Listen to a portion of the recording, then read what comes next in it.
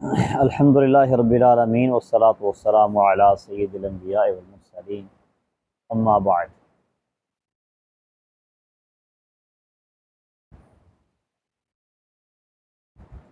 ایک نعرہ خوارج نے لگایا تھا ان الحکم الا للہ، کہ حکم اور فیصلہ وہ اللہ تعالیٰ ہی کے لیے ہے، اور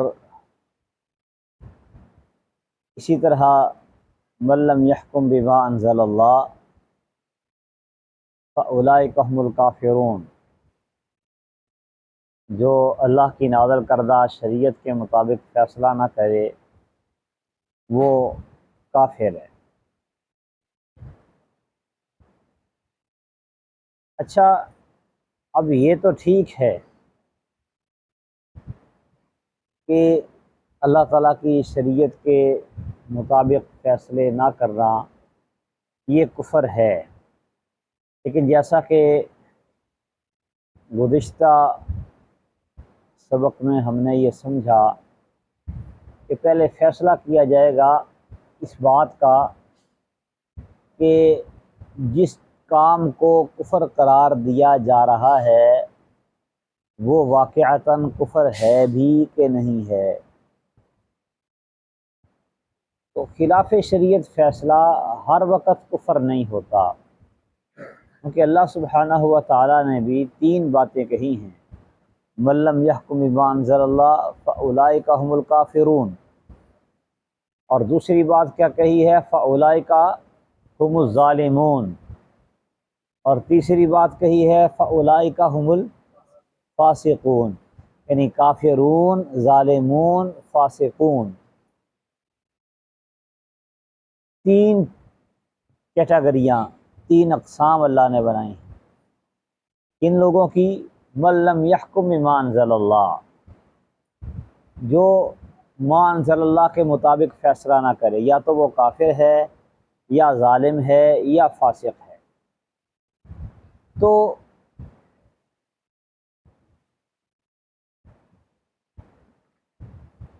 اب آپ سب کو ہی اگر کافر قرار دینا شروع کر دیتے ہیں تو پھر وہ فاسقون اور ظالمون کدھر گیا؟ ظاہری بات ہے فاولئک هم الظالمون اولئک هم الفاسقون، یہ دو اقسام بھی تو ہیں۔ اور پھر یہ بھی ایک قابل غور بات ہے کہ اللہ سبحانہ و تعالیٰ نے یہاں پہ یہ نہیں کہا کہ خلاف شریعت فیصلہ اگر کوئی حاکم کرے، کوئی جج قاضی کرے تو وہ کافر ہے۔ کوئی مولوی اور فقیہ ہیں، کوئی مفتی صاحب، وہ خلاف شرع فیصلہ کر دے تو وہ مسلمان ہی رہے گا۔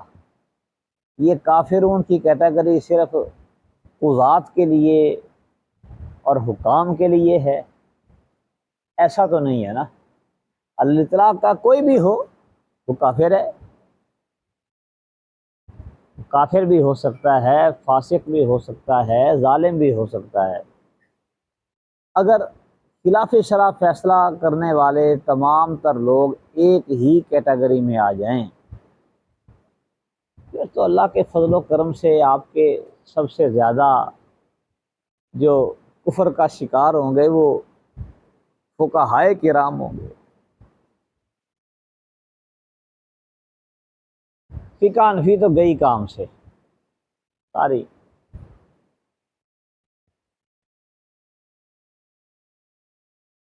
پڑھتے ہیں نا فقہ کی کتابیں، کتنے ہی مسائل ہیں ان کے جو کتاب و سنت کے موافق نہیں ہیں، کتاب و سنت کے برخلاف ہیں،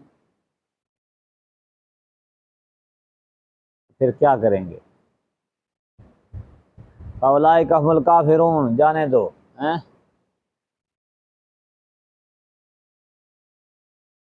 بلکہ تو آپ کو شاید معلوم ہو وہ ایک کتاب ہی ہے، احناف کا رسول اللہ سے اختلاف۔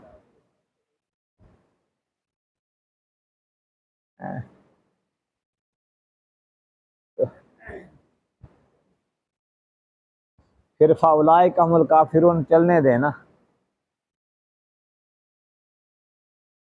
یہ مفتی بیچارے خود ہی اپنی زد میں آئیں گے، الجھا ہے پاؤں یار کا زلف دراز میں، تو آپ اپنے دام میں صیاد آ گیا۔ ایک عام مسلمان آدمی اپنی روزمرہ زندگی میں بہت سے فیصلے ایسے کرتا ہے جو کہ شریعت کے مطابق نہیں ہوتے۔ کبھی اس کو احساس نہیں ہوتا، لیکن کبھی احساس ہوتا بھی ہے کہ جو کام میں کر رہا ہوں یہ شریعت کے مطابق نہیں ہے۔ تسلیم کرتا ہے کہ میری غلطی ہے، میری کوتاہی ہے۔ مجھے وہ یاد آ گیا لطیفہ، ملتان میں ایک آدمی تھا، جامع محمدیہ عام خاص باغ میں وہ نماز پڑھتا تھا۔ اس کا ایل پی جی کا کام تھا۔ یہ رکشے وغیرہ جو ہیں، آٹو رکشے، ان کو ایل پی جی سلنڈر وہ لگاتا، ایل پی جی کٹ لگاتا اور ان کو یہ کام کرتا۔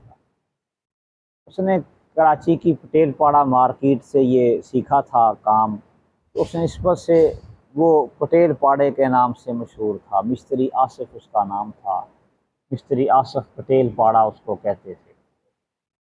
تو وہ بہت بڑا فقیہ تھا۔ بھابی سارے ہی فقیہ ہوتے ہیں۔ تو وہ کہتا تھا کہ داڑھی منڈا کافر ہے۔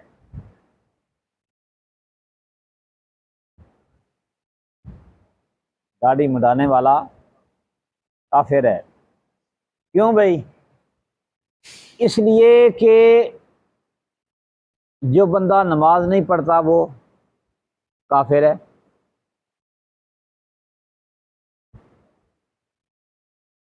اور جو بندہ وضو کے بغیر نماز پڑھے اس کی نماز نہیں ہوتی۔ جب نماز نہیں ہوتی تو مطلب یہ ہے کہ وہ بے نمازی ہے۔ اور وضو کے لیے داڑھی کا خلال کرنا فرض ہے۔ اب جس کی داڑھی نہیں ہے تو وہ خلال کیسے کرے گا؟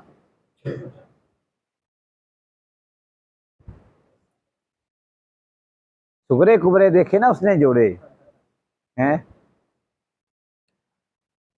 داڑھی نہیں تو خلال نہیں، خلال نہیں تو وضو نہیں، وضو نہیں تو نماز نہیں، نماز نہیں تو بندہ لہذا جس کی داڑھی نہیں وہ کیا ہے؟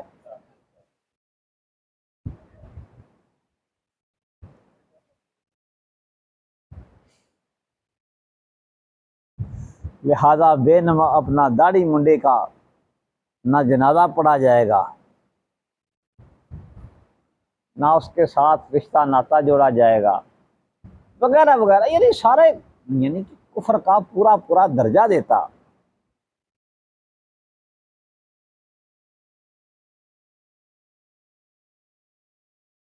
لم یحکم بما انزل اللہ کے تحت بھی ایسے ہی ہے۔ اللہ نے تو داڑھی رکھی نا، پیدا کی اللہ نے، تو مرد کے چہرے پہ اللہ نے اب داڑھی رکھی ہے اور یہ اس کو رہنے نہیں دیتا۔ شیطان نے کہا تھا فَلَا يُغَيِّرُنَّ خَلْقَ اللَّهِ، میں انہیں حکم دوں گا یہ اللہ کی تخلیق کو، تو یہ تو اللہ کی نہیں مان رہا، شیطان کی مان رہا ہے۔ تغییر لخلق اللہ، تو نامسا متنمسا کے بارے میں بھی یہی کہا ہے نا نبی کریم صلی اللہ علیہ وسلم نے، المتفلجات للحسن المغیرات لخلق اللہ۔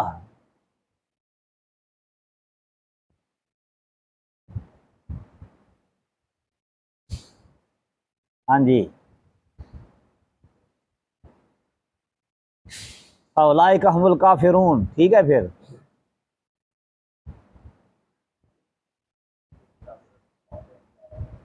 ہاں، تو پھر کوئی نہ کوئی تو آپ کو علاج کرنا پڑے گا نا۔ اصل میں یہی بات ہے نصوص کو سمجھنے کی، آپ سمجھے اس بات کو کہ اللہ تعالیٰ نے جہاں فاولئک هم الکافرون کہا ہے تو وہیں فاولئک هم الظالمون بھی کہا ہے، فاولئک هم الفاسقون بھی کہا ہے۔ تین الگ الگ درجے ہیں۔ کبھی بغیر ما انزل اللہ فیصلہ کرنے والا کافر ہوتا ہے، کبھی وہ فاسق ہوتا ہے، کبھی وہ ظالم ہوتا ہے۔ ہر وقت ایک ہی حالت اور کیفیت نہیں ہوتی۔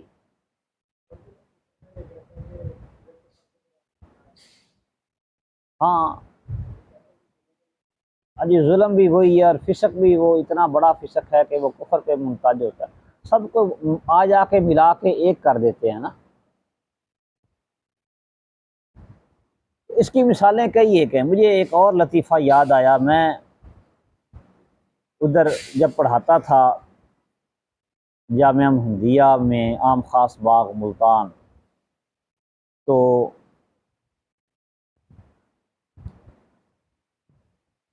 اس وقت وہاں ایک استاد صاحب تھے، وہ ایک مسجد میں امام خطیب تھے۔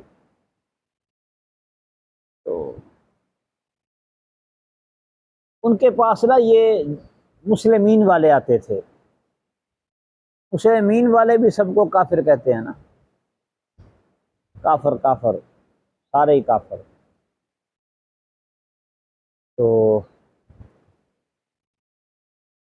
وہ مجھے کہنے لگا کہ وہ نا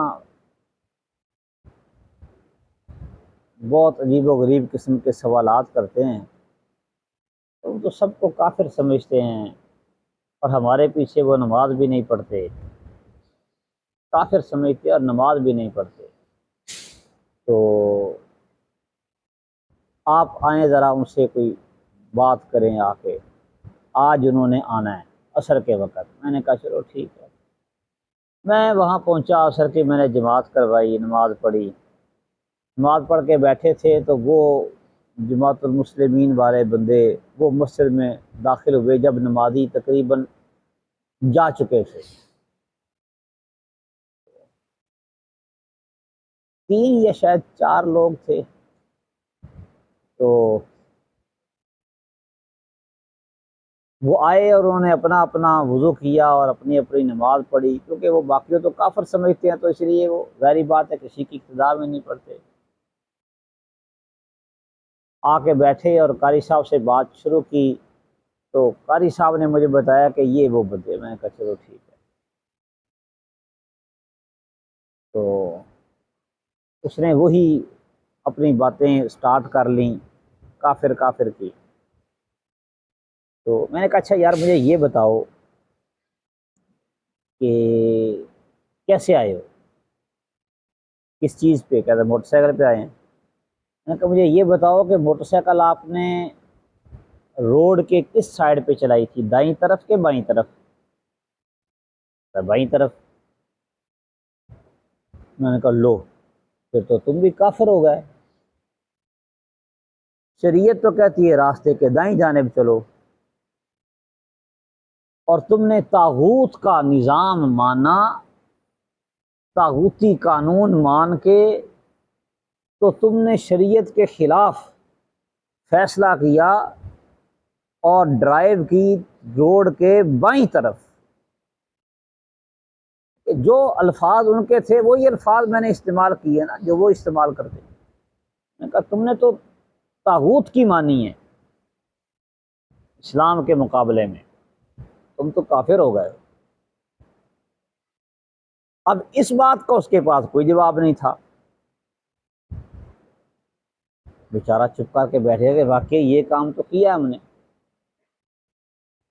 اسلام تو کہتا ہے راستے کے دائیں طرف چلو، طاغوت کہتا ہے کہ بائیں طرف چلو، تو طاغوتی حکومت کا طاغوتی قانون تو مان لیا نا، تو کافر ہوئے۔ فیصلہ تو اپنے اختیار میں تھا، دائیں طرف سفر کر کے آ جاتے۔ ایکسیڈنٹ ہی ہو جاتا نا، شہید ہی ہو جاتے یا کوئی 100 200 کا چلان، اس وقت اتنا ہی تھا، چلان ہو جاتا۔ وہ بیٹھا تھا تو اتنی دیر میں ان کا دوسرا بندہ بھی نماز پڑھ کے آ گیا، ایسے ہی اس کو میں نے کوئی ایک اور بات کہی، اس کو بھی میں نے کافر بنا کے بٹھا دیا۔ تو تیسرا آیا تو اس کے ساتھ بھی یہی سلوک کیا۔ اب ان میں سے آخری بندہ جب پہنچتا ہے تو وہ کہنے لگا ہاں سناؤ پھر کہاں تک بات پہنچی۔ تو جو پہلے بیٹھے ہوئے تھے نا، ان میں سے ایک بولتا ہم تو کافر ہو کے بیٹھے ہیں، تو بھی آ جا کافر ہو جا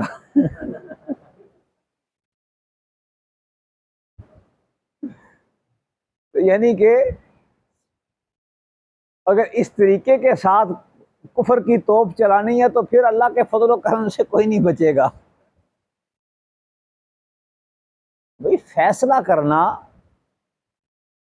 اگر یعنی کہ ہماری عدالتوں میں اگر یعنی کہ وضعی قوانین کے مطابق فیصلے کیے جاتے ہیں، اور اس وجہ سے آپ کے ججز حضرات وہ کافر ہیں، عدلیہ کافر ہے، حکام آپ کے یہ شریعت سازی کرنے والے، قانون بنانے والے اگر کافر ہیں، تو پھر آپ کہاں کے مسلمان ہیں؟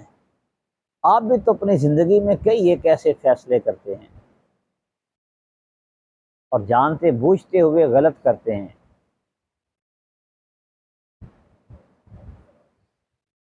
یہ شادی بیاہ کے موقع پہ یہ نیوندر اسلامیہ، سود در سود، جاہلانہ رسمیں، پھر فضول خرچی، اسراف و تبذیر، اور بہت سارا کام جو ہمارے معاشرے میں عموماً اکثر شادیوں پہ ہوتا ہے۔ یہ تو بندے کا اپنا اختیار ہے نا، کرے نہ کرے۔ اس پہ تو حاکم وقت نے آپ کے گلے پہ ناخن تو نہیں رکھا کہ یہ تم نے ضروری کرنا ہے، کرتے ہیں۔ چلو فاولئک هم الکافرون ہیں۔ تو اس لیے یہ سمجھنا ضروری ہے کہ حکم بغیر ما انزل اللہ ہر وقت کفر نہیں ہوتا۔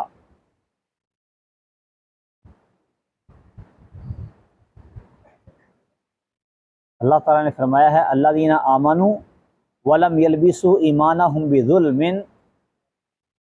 اولئک لہم الامن وہم مہتدون۔ تو نبی کریم صلی اللہ علیہ وسلم سے صحابہ نے کیا کہا تھا؟ اینا لم یظلم نفسہ، ہم میں سے کون ہے جس نے اپنے آپ پہ ظلم نہ کیا ہو؟ ظلم یعنی اللہ کی نافرمانی، ظاہری بات ہے، کسی نہ کسی درجے پہ کچھ نہ کچھ تو ہو ہی جاتی ہے نا سب سے۔ تو صحابہ کہنے لگے کہ ہم میں سے کون ہے جس نے اپنے آپ پہ ظلم نہ کیا ہو؟ تو پھر رسول اللہ صلی اللہ علیہ وسلم نے بتایا کہ ظلم سے مراد شرک اکبر ہے، دیگر گناہ نہیں ہے۔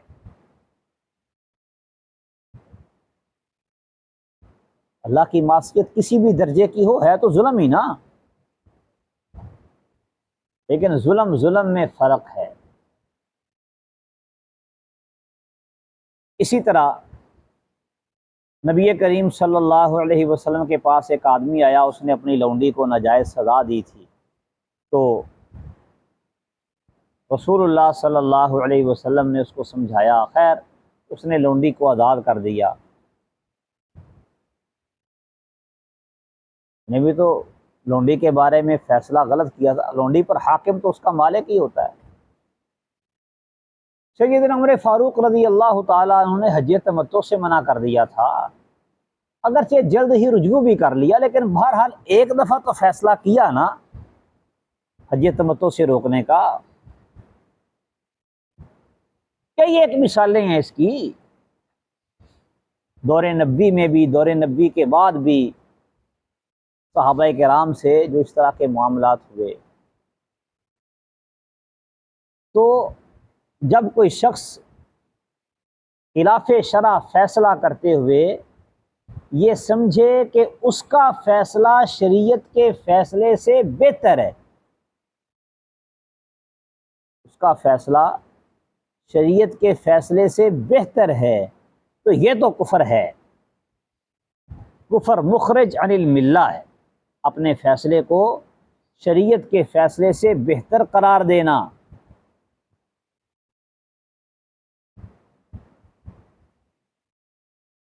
یہ کفر ہے، بلکہ اپنے فیصلے کو شریعت کے فیصلوں کے متوازی اور برابر قرار دینا، یہ بھی کفر ہے۔ لیکن اگر کوئی آدمی شرعی فیصلے کو بہتر سمجھتا ہو، افضل سمجھتا ہو، لیکن کسی سے انتقام لینے کے لیے یا دنیاوی منفعت کی خاطر، مثلا رشوت لینے کے لیے، جس طرح ہمارے ہاں عام طور پہ چلتی ہے، رشوت لے کے فیصلہ غلط کر دیا، وَتُدْلُوا بِهَا إِلَى الْحُكَّامِ لِتَأْكُلُوا أَمْوَالَ النَّاسِ، رشوت،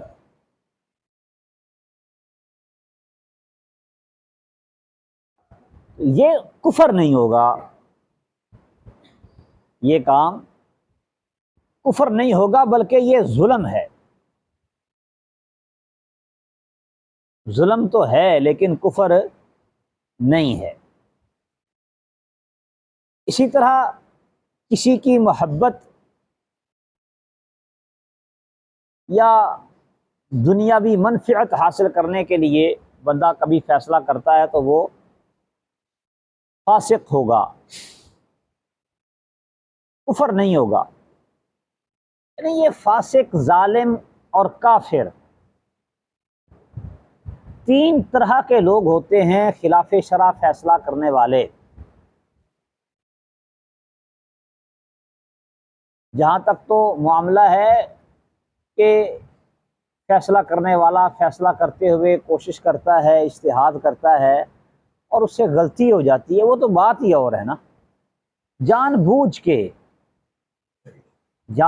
کے اگر وہ خلاف شرع فیصلہ اس لیے کرتا ہے کہ اپنے فیصلوں کو شریعت کے فیصلوں سے بہتر، افضل یا اس کے برابر سمجھتا ہے، یا اسلامی شرع کو معطل قرار دے دیتا ہے، کالعدم قرار دیتا ہے، یا اسلامی فیصلوں کو، اسلامی احکامات کو، حدود کو مثال کے طور پہ وہ ظالمانہ قوانین قرار دے دیتا ہے، وحشیانہ سزائیں قرار دیتا ہے، تو یہ تو کفر ہے۔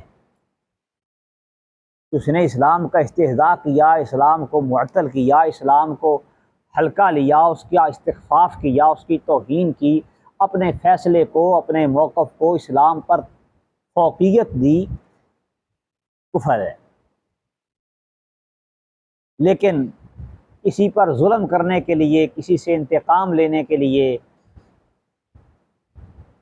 اگر اس نے خلاف شرع فیصلہ کیا تو وہ ظلم ہے، کفر نہیں، کیونکہ وہ اپنے سمجھ رہا ہے کہ میں جو کر رہا ہوں غلط کر رہا ہوں، اپنے فیصلے کو وہ غلط مان رہا ہوتا ہے، لیکن بتقاضۂ بشریت حیوانیت اس پہ غالب ہوتی ہے اور وہ کسی پہ زیادتی کر رہا ہوتا ہے، تو یہ فاولئک هم الظالمون ہیں۔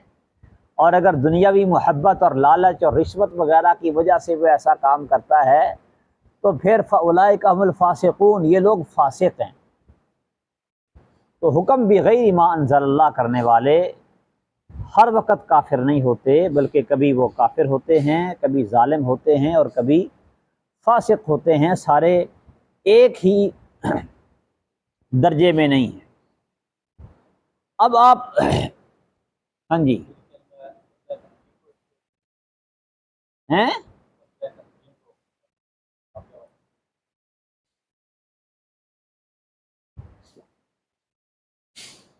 وہ تو معاملہ ہی اور ہے نا۔ وہ کیا تھا کہ انہوں نے حکم اور فیصل مان لیا تھا دو بندوں کو، اس پہ خوارج نے ان کے خلاف شور شرابہ ڈالا نا، اور ان الحکم الا للہ کا نعرہ لگایا، تو وہ تو کوئی ایسا کام ہی نہیں تھا، وہ تو بالکل ٹھیک کیا تھا انہوں نے۔ کیونکہ اللہ نے کہا ہے فَبَعَثُوا حَكَمًا مِّنْ أَهْلِهِ وَحَكَمًا مِّنْ أَهْلِهَا، میاں بیوی کے درمیان جھگڑا ہو تو دو بندے مل کے فیصلہ کریں۔ تو مسلمانوں کی دو جماعتوں اور دو گروہوں کے درمیان اگر جھگڑا چل گیا ہے تو اس پر دو بندوں کو فیصل اور مقرر جج کیوں نہیں کیا جا سکتا؟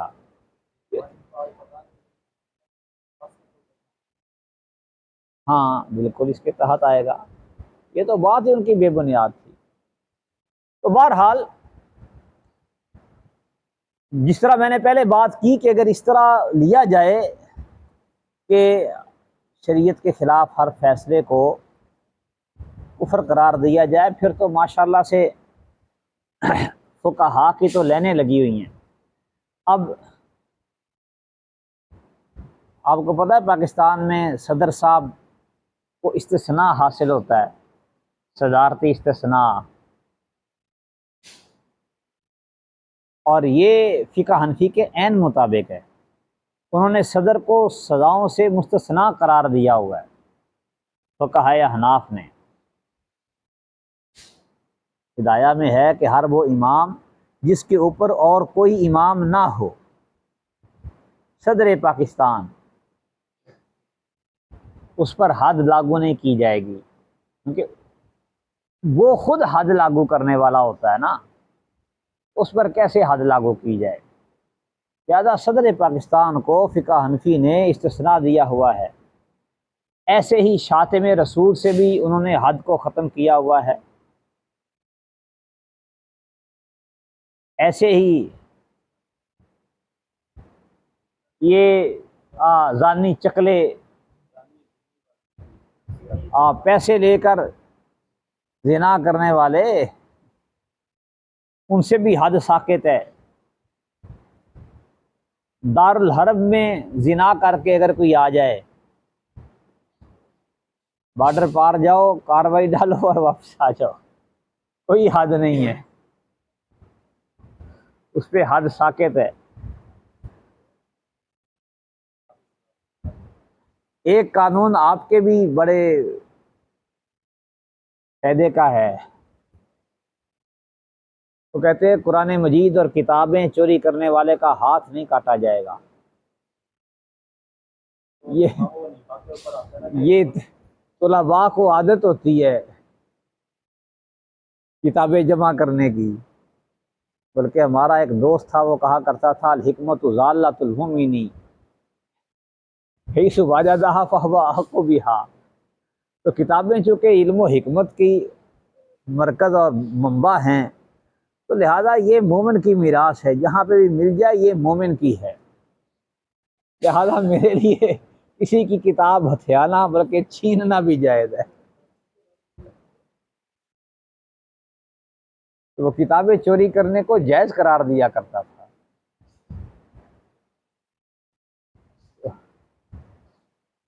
پھر اسی طرح مسجد سے اگر کوئی چوری کر لے تو اس پر بھی کوئی حد نہیں ہے۔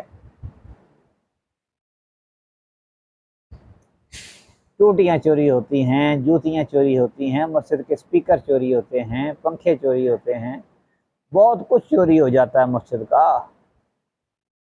لہذا جو بھی مرضی چوری کر لے، فقہ حنفی کے مطابق تو اس پر کوئی حد نہیں ہے۔ بلکہ مجھے ایک لطیفہ یاد آیا، گجرانوالہ میں ایک مسجد ہے شالی کے قریب، مسجد دارالسلام غالباً اس کا نام، بڑی پرانی بات ہے، یہ سن 2000 کے قریب کی۔ ایک چور آیا، اس نے مسجد میں سے چوری کی، مسجد سے چوری کر کے، اور پھر جب وہ گیا تو جاتے ہوئے اس نے ایک رکا لکھا اور مسجد کے منبر پہ رکھ کے چلا گیا۔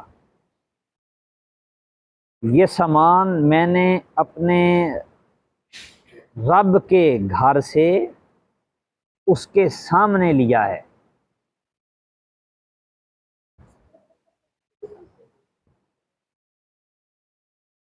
یہ سامان جو میں نے اٹھایا ہے اپنے رب کے گھر سے، رب کے سامنے سے لیا ہے، تو لہذا کوئی مجھے چور نہ کہے۔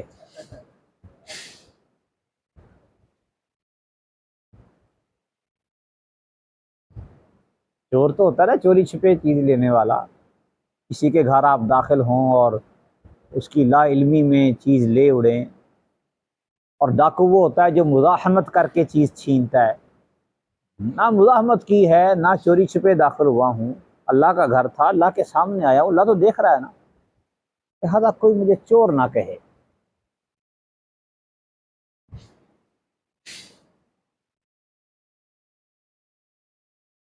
فقہ حنفی کے مطابق تو ویسے ہی حد نہیں ہے مسجد سے چوری کرنے پر۔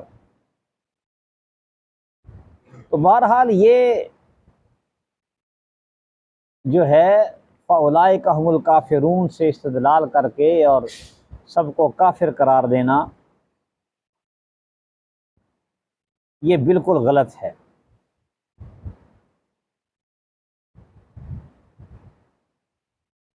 یہ کچھ اپنے دلائل دیتے ہیں،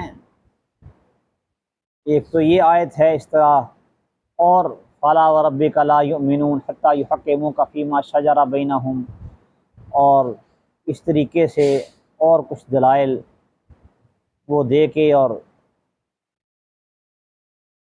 حکام اور عدلیہ کو کافر قرار دینے کی کوشش کرتے ہیں، لیکن یہ سارے کے سارے دلائل جو ہیں یہ بیکار ہیں، اور ان کا درست معنی انہوں نے نہیں سمجھا۔ دوسری بات یہ سمجھ لیں ہمارے ملک کے حوالے سے کہ عملاً یہاں پہ فقہ حنفی رائج ہے،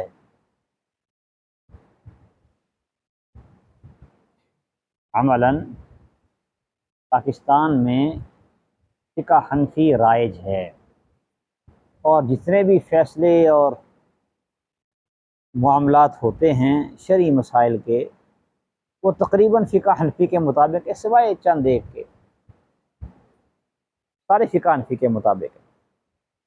تو اگر پاکستانی حکام و عدلیہ کافر ہے تو پھر فقہ حنفی کو بھی کفر کی دستاویزات کہیں۔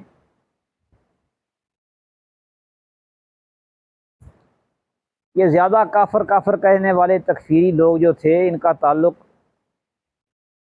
احناف کے ساتھ تھا نا، دیوبندی تھے یہ، پی ٹی پی والے سارے دیوبندی تھے، اس لیے ہم نے احناف کو بطور مثال زیادہ رکھا ہے تاکہ ان کو بات سمجھنے میں آسانی ہو۔ دوسری بات یہ ہے کہ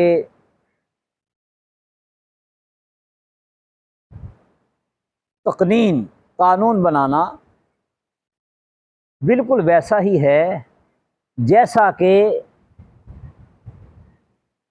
فقہ کی کتابیں لکھنا ہے۔ قانون سازی یہ ایک اجتہاد ہوتا ہے، اس طرح مجتہد اجتہاد کر کے مسائل کا حل نکالتے ہیں، ویسے ہی قانون بنانے کے لیے وہی طریقہ کار اختیار کیا جاتا ہے، وہی اصول فقہ استعمال ہوتے ہیں، سارا کچھ وہی اسی انداز میں چلتا ہے۔ تو اگر قرآن اور حدیث کے موجود ہونے کے باوجود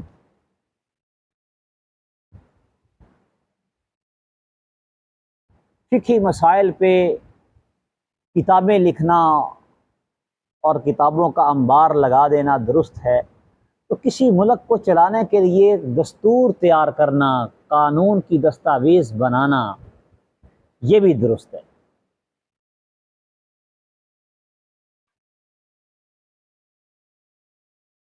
دو ہی صورتیں ہوتی ہیں نا شریعت پر عمل پیرا ہونے کی، یا تو براہ راست ایک بندہ کتاب و سنت سے اخذ و استنباط کرے، اس کے لیے تو آیتیں اور حدیثیں کافی ہیں اور کسی چیز کی ضرورت ہی نہیں ہے۔ دوسرا یہ ہے کہ وہ براہ راست یہ کام نہیں کر سکتا تو علماء سے پوچھے۔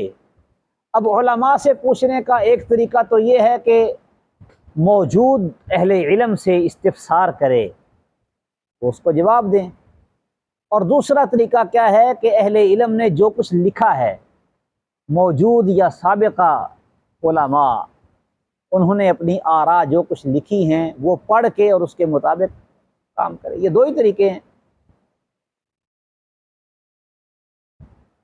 یا تو یہ ہے کہ جو قضات ہیں، ججز حضرات، وہ اس قدر ماہر ہوں کہ براہ راست کتاب و سنت سے استدلال کر کے اور فیصلے کریں، یا پھر جو کچھ قانون کے ماہرین نے، فقہا نے لکھا ہے، ان کی باتوں کو سامنے رکھ کے اور فیصلہ کریں کہ اس جرم کی یہ سزا ہے اور یہ قابل گرفت ہے اور یہ قابل گرفت نہیں ہے.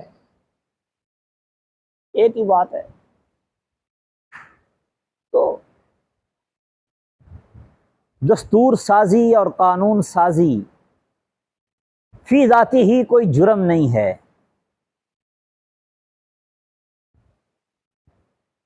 اگر دستور سازی جرم ہے تو پھر فقہ سازی بھی جرم ہے.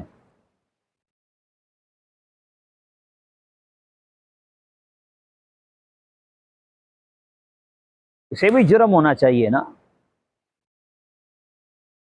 یہ تو الٹا اعتراض کرتے ہیں کہ اہل حدیثوں کی کون سی فقہ کی کتاب ہے.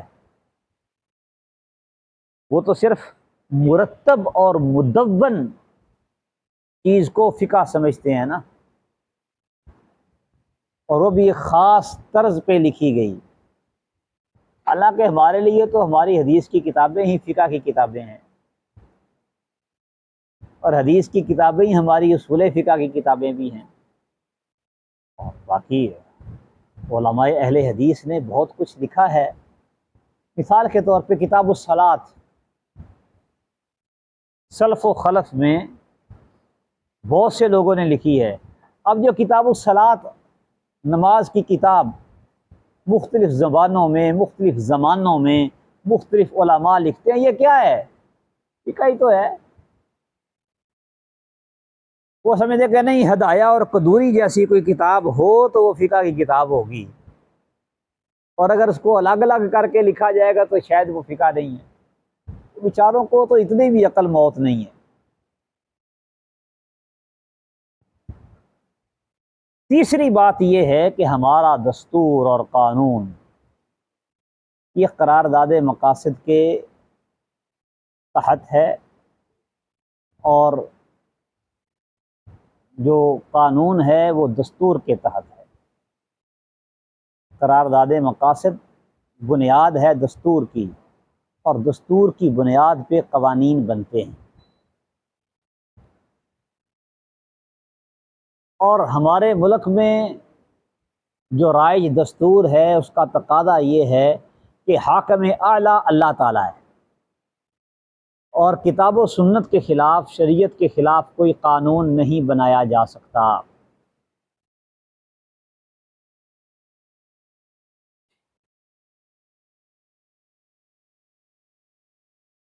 اور اگر کوئی ایسا ہو جاتا ہے غلطی سے تو اس کے لیے دو راستے ہیں. ایک تو یہ کہ جو آپ کے نمائندے ہیں اسمبلیوں میں موجود لوگ، ان کے ذریعے آپ اس قانون کو ختم کروا سکتے ہیں. دوسرا راستہ ہے وفاقی شرعی عدالت کا، کہ آپ اس قانون کے خلاف وفاقی شرعی عدالت میں کیس کریں گے اور ثابت کریں گے کہ یہ جو قانون ہے یہ شریعت کے خلاف ہے. تو شرعی عدالت اس کے بارے میں فیصلہ اگر دے دیتی ہے کہ یہ قانون خلاف شرع ہے، تو اسمبلیوں کے پاس 6 مہینے کا وقت ہوگا کہ وہ اسے درست کریں، اس میں ترمیم کریں اور اس کو اسلام کے موافق بنائیں. اور اگر وہ 6 مہینے تک یہ کام نہیں کرتے، اس پہ کوئی بحث و جرا کا آغاز نہیں ہوتا، تو وفاقی شرعی عدالت از خود قانون بن جائے گی. اس کا فیصلہ قانون بن جائے گا. شرعی عدالت کا فیصلہ قانون قرار پائے گا، اور وہ خلاف شرع قانون جو ہے وہ کل عدم ہو جائے گا، صرف اس کے فیصلے کی وجہ سے. اور اب دیکھیں کہ ہمارے حکام نے چونکہ پہلے قانون کی دستاویز جو موجود تھی وہ برٹش لا تھا، تو جیسے تھا ویسے کا ویسے ہی ملک میں اس کو لے لیا گیا۔ اب چونکہ ہم لوگ مسلمان تھے، وہ کافروں کا قانون تھا، تو اس میں ترامیم ہوئیں اور کئی ایک ترامیم ہوئیں، اور باقاعدہ طور پہ پھر پورا دستور لکھا گیا، دستور سازی ہوئی اور کافی حد تک اس کو بہتر کیا گیا۔ اس بہتری کے باوجود اس میں بہت سارے معاملات ایسے تھے جو کہ شریعت کے موافق نہیں تھے، تو اس کے لیے ایک پورا ادارہ قائم کیا گیا اسلامی نظریاتی کونسل کے نام سے۔ اسلامی نظریاتی کونسل کا کام یہ تھا کہ تمام تر قوانین کا جائزہ لے اور سفارشات مرتب کرے کہ یہ احکام جو ہیں، یہ قوانین جو ہیں، یہ شریعت سے متصادم ہیں، شریعت کے مخالف ہیں، اور شریعت میں اس بارے میں یہ حکم ہے۔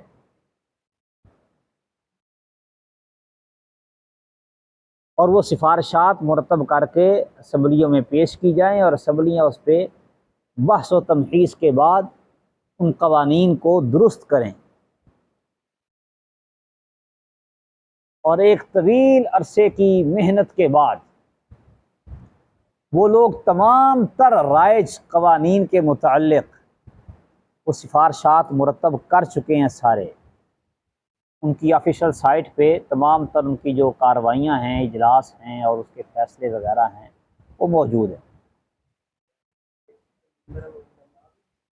وہ علماء ہی ہیں۔ ہاں، چونکہ ہمارے ملک میں کسی ایک خاص طبقے اور فرقے کی حکومت تو نہیں ہے، اس لیے تمام تر مکاتب فکر کے علماء اس میں موجود ہیں، اور جو قیادت ہے وہ عموماً بریلویوں کے ہاتھ پہ رہتی، جو چیئرمین ہوتا ہے ان کا بڑا جو ہوتا ہے وہ عام طور پہ بریلوی ہی ہوتا ہے۔ بریلوی بھی اس میں شامل ہوتے ہیں، اہل حدیث بھی شامل ہوتے ہیں، دیوبندی بھی شامل ہوتے ہیں، شیعہ بھی شامل ہوتے ہیں۔ اصل میں برِ صغیر میں فقہ حنفی رائج تھی انگریز کے آنے سے پہلے ہی، تو مسلم فیملی لا جو ہے یہ سارے کا سارا انگریز نے وہی والا اٹھایا تھا جو پہلے سے رائج تھا۔ اور چونکہ ظاہری بات ہے مسلمانوں کے آپس کے معاملات اب بھی برطانیہ میں بھی جو مسلمانوں کے اس طرح شرعی معاملات ہیں وہ اسی طریقے کے ساتھ نمٹائے جاتے ہیں، کیونکہ یہ اصول ہے کہ ہر مذہب کے ماننے والے اپنے مذہبی معاملات میں آزاد ہیں، یہ دنیا کو یہ کرنا پڑا ہے، تو بہرحال وہ اس طرح سے وہاں پہ بھی کرتے ہیں، یہاں پہ بھی انہوں نے یہ کیا۔ اور پھر جو یعنی کہ جو لوگ قانون بنانے والے اور مشاورتیں دینے والے تھے وہ زیادہ تر تعداد انہی لوگوں کی تھی، یہ غالب آئے، ان کی اکثریت کی وجہ سے وہ سارا کچھ۔ اب جو سفارشات مرتب کی ہیں انہوں نے، یہ بھی بہت ساری فقہ حنفی ہی کی سائڈ لینے والی ہیں، لیکن چونکہ بہرحال مل ملا کے کام ہوتا ہے، فیصلہ دلائل سب اپنے اپنے دیتے ہیں، بہت سارے کرتے ہیں، فیصلہ کرنے والا چونکہ جو اوپر بیٹھا ہوا بندہ ہے وہ فقہ حنفی سے تعلق رکھتا ہے، تو ظاہری بات ہے اس نے تو اپنی فقہ کو زیادہ ترجیح دینی ہے۔ اس طریقے سے اس وجہ سے یہ عملی طور پہ میں نے کہا کہ ہمارے ہاں اس وقت جو قوانین رائج ہیں، شرعی قوانین، وہ فقہ حنفی کے مطابق ہی ہیں تقریباً۔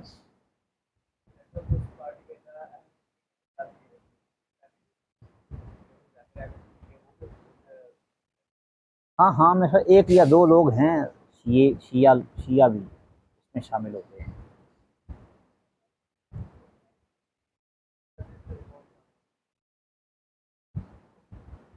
نظریاتی کونسل میں اس وقت اپنا وہ شفیق الرحمان قصروری، صلاح الدین یوسف صاحب کسی دور میں رہے ہیں اسلامی نظریاتی کونسل میں، ایک وہ ہیں، شاید ایک آدھ بندہ اور بھی کوئی ہے نظریاتی کونسل میں اہل حدیثوں کی طرف سے۔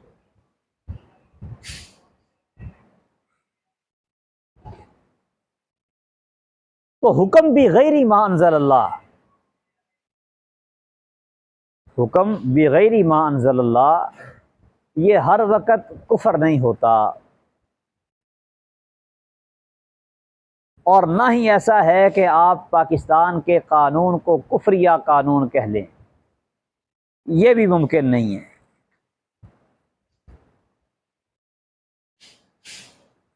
باقی رہا، اب آپ عدالتوں میں اگر مثال کے طور پہ جاتے ہیں، جج کے سامنے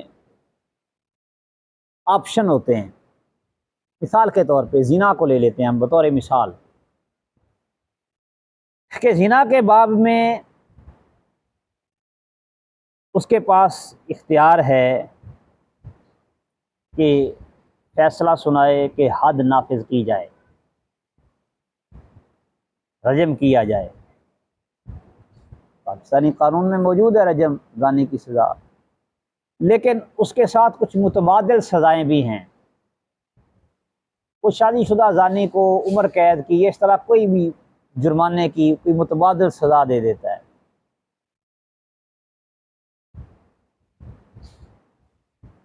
تو اب اس صورت میں کیا ہوگا؟ پہلی بات تو وہی سمجھ لے اچھی طرح سے کہ اللہ کے فضل و کرم سے فقہائے احناف نے اتنے ہیلے اور اتنے وسیلے بنائے ہوئے ہیں کہ حدود عملی طور پر تو معطل ہیں، ٹھکان کی۔ دوسری بات یہ ہے کہ اگر یہ آدمی فیصلہ کرنے والا رجم کا فیصلہ سنا دے تو کیا جج کے اس فیصلے پہ عمل ہوگا؟ پاکستان میں یہ ممکن نہیں، کہ یہ ایک وجوہات ہیں اس کی۔ الٹا اس فیصلہ کرنے والے کے لیے خطرہ اور خدشہ پیدا ہو جائے گا، صرف نوکری کے جانے کا نہیں، جان جانے کا بھی۔ صرف نوکری جانے کا خدشہ نہیں، جان جانے کا خدشہ بھی پیدا ہو جائے گا۔ جس کے خلاف فیصلہ کیا گیا، اس کو رجم کرنے کا حکم دیا گیا، اس نے تو اگلی عدالت میں جانا ہے اور معاملہ اس کا رفع دفع ہو جائے گا، کوئی اور سزا اس کو مل جائے گی۔ لیکن یہ جو بیچارہ ہے، اس کے خلاف جتنی یہ حقوق انسانی کے نام پہ بنی ہوئی NGOs ہیں اور جتنے مغرب کے پروردہ لوگ ہیں، وہ سارے متحرک ہو جائیں گے۔ اور پھر وہ کئی ٹارگٹ کلر بھی ایسے نکل آئیں گے کہ یہ کون ہوتا ہے اسلامی سزاؤں کا احیاء کرنے والا، اڑا دو اس کو۔ یعنی کہ وہ بندہ، وہ تو یوں سمجھیں کہ ایک اعتبار سے مجبور ہے کہ وہ رجم کا فیصلہ نہیں سنا سکتا، آپ اس کو کیسے کہہ رہے ہیں کہ یہ کافر ہو جائے گا؟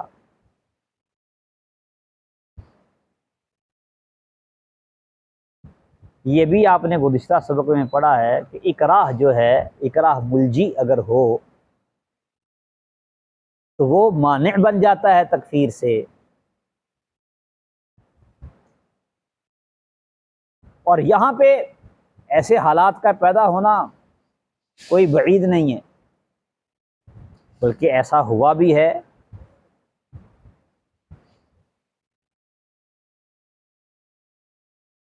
ہاں، جج اگر کوئی بڑا اونچے درجے کا ہو، سپریم کورٹ کا ہو، مثال کے طور پہ، تو اس کا معاملہ قدرے مختلف ہوتا ہے، کیونکہ اس کے پاس سیکیورٹی اور تحفظ وغیرہ یہ چیزیں اس کے پاس بہتر ہوتی ہیں۔ اس کا یہ اقرار والا معاملہ تو ٹل جاتا ہے، پھر اور چیزیں آ جاتی ہیں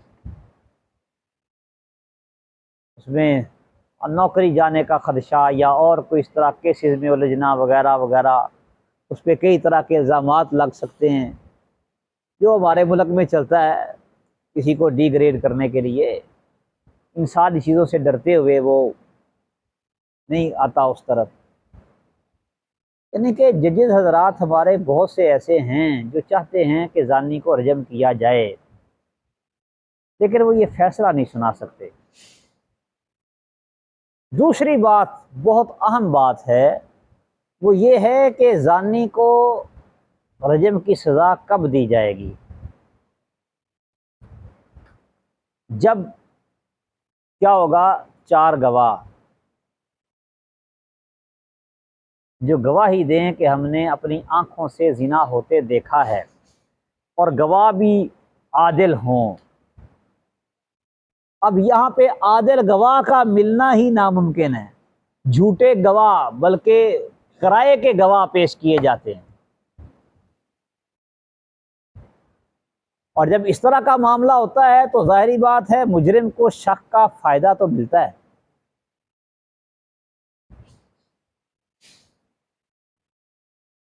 ہم نے ایک کیس لیا ہے نا صرف زنا کا،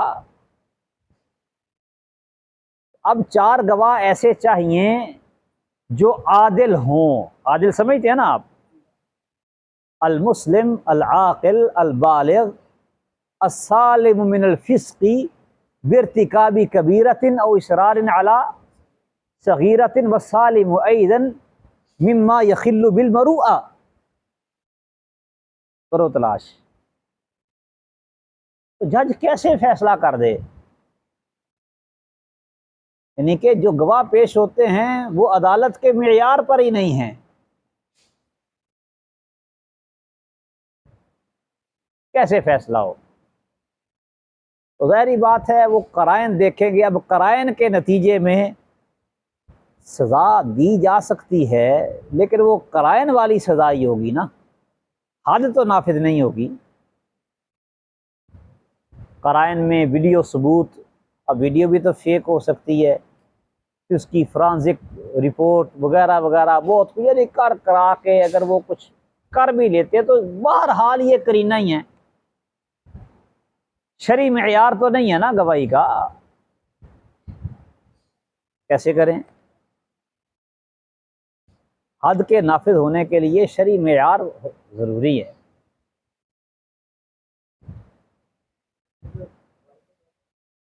نہیں، ویڈیو گواہی نہیں بن سکتی، قرینہ ہو سکتی ہے بس، گواہی کے سچا ہونے کا قرینہ۔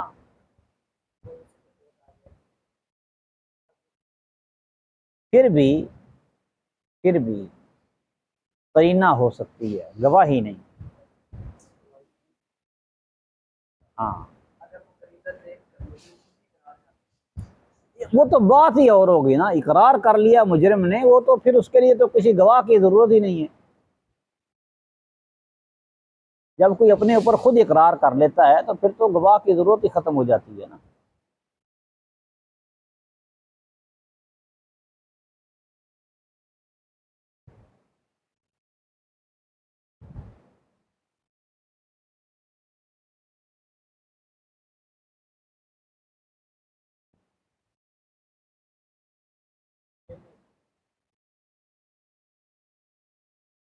اور ڈی این اے رپورٹ بھی قرینہ ہی ہے، گواہی نہیں ہے۔ ڈی این اے رپورٹیں بھی غلط ہوتی ہیں۔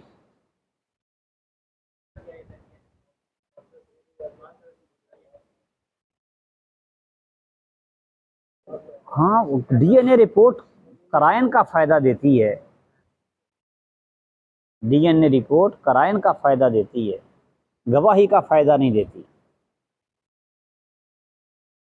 ہم نے اس پہ ایک پورا پروگرام کیا تھا ڈی این اے پہ، کہ ڈی این اے رپورٹ ہے کیا، ڈی این اے کیا ہوتا ہے اور یہ کیسے حاصل ہوتی ہے، اور پھر اس کو شرعی معاملات میں کیسے دیکھا جائے گا، اس کی حیثیت کیا ہوگی۔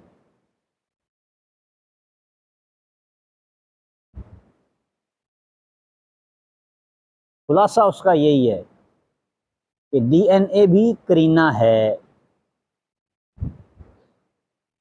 گواہی نہیں بنتی۔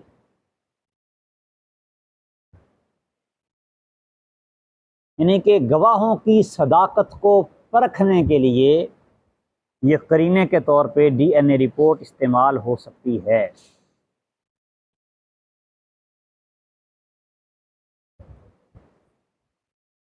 اسی طرح ویڈیو جو ہے یہ بھی گواہوں کی صداقت کو پرکھنے کے لیے استعمال ہو سکتی ہے، قرائن ہیں، گواہی نہیں ہے۔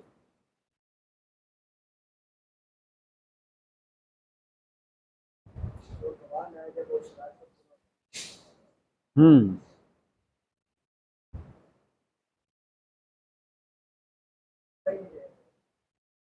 ہاں دیکھ لیں، نبی صلی اللہ علیہ وسلم کے زمانے میں کوئی کیس ایسا نہیں آیا جہاں 4 گواہ موجود ہوں۔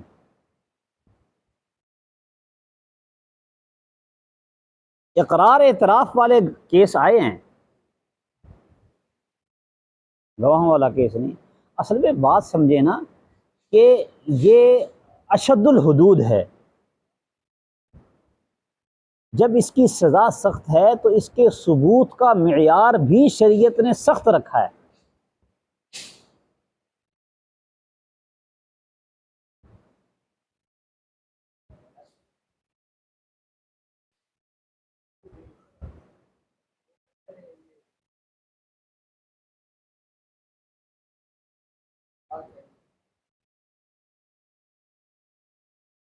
ان کو روکنے کے لیے شریعت نے اور کئی راستے بتائے ہیں۔ نبی کریم صلی اللہ علیہ وسلم نے کیسے روک تھام کی ان چیزوں کی؟ گواہ کی شرط تو تھی نا، تو روک تھام کے لیے کیا کیا گیا، کیا اقدامات کیے گئے، وہ آپ کریں۔ اصل میں کسی بھی جرم کو روکنے کے لیے جو بنیادی چیز ہوتی ہے وہ ہے دعوت، ذہن سازی، یہ سب سے بنیادی چیز ہے۔ تمام تر جرائم کا خاتمہ اسی سے ہوتا ہے، سزاؤں سے خاتمہ نہیں ہوتا۔ سزاؤں سے جرائم کنٹرول ہو جاتے ہیں، بہت حد تک کم ہو جاتے، ختم نہیں ہوتے، ختم ہوتے ہیں ذہن سازی سے، اور ذہن سازی ہوتی ہے دعوت کے ذریعے۔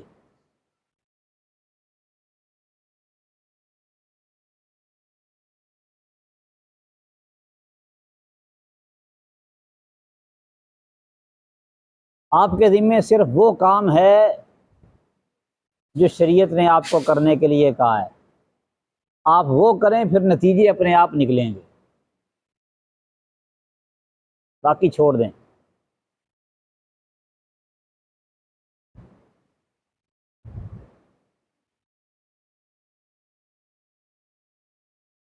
ہاں جی، یہ مسئلہ کلیئر ہو گیا کہ حکم بغیر ما انزل اللہ یہ ہر وقت کفر نہیں ہوتا، بلکہ کبھی یہ کفر ہوتا ہے، کبھی ظلم ہوتا ہے، اور کبھی فسق ہوتا ہے۔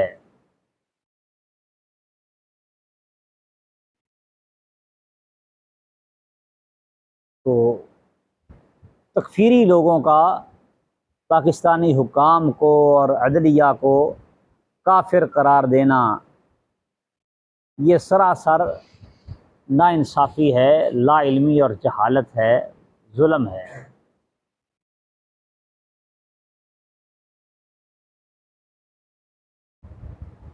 ایک تو یہ کہ ہر حکم بغیر ما انزل اللہ کفر نہیں ہے، اور دوسرا یہ کہ ہمارا قانون اور دستور جو ہے یہ بھی اس بات کا انکار کرتا ہے۔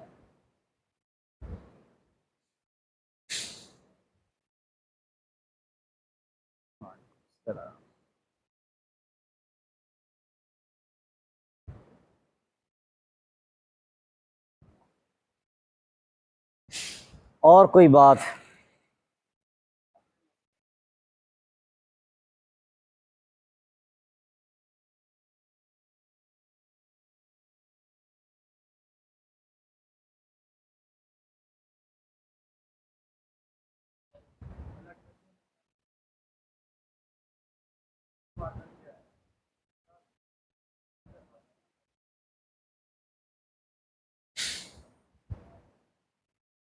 خادثہ کیا ہوتا ہے؟